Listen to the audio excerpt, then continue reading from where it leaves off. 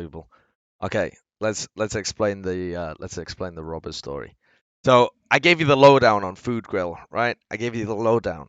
She was eccentric, I think is the best way of putting it. But also would approach the situations in very weird ways. But had a very strong moral fiber. Great person, good person. And so one time she was just outside.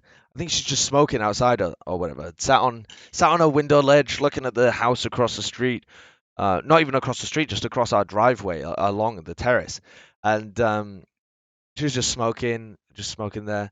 And she notices someone dressed all in black using a crowbar to open the neighbor's windows.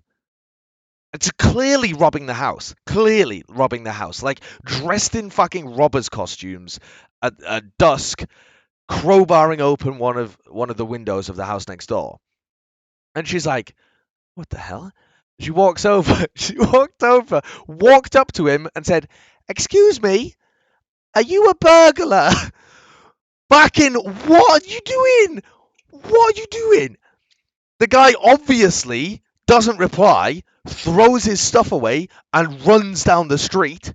And she runs after him. She runs after him. The guy's got a crowbar. And she runs after him, waddles up to a burglar who's burgling a house in the active state of robbing this person's house.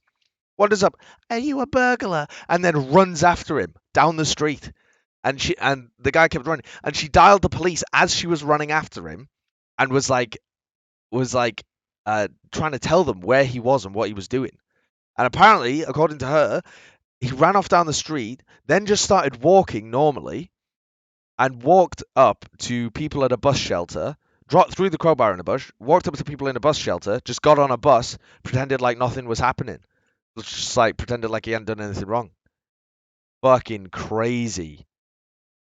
She just straight wandered up and asked him if he was a burglar. Phenomenal. Phenomenal. Do you wanna hear the story about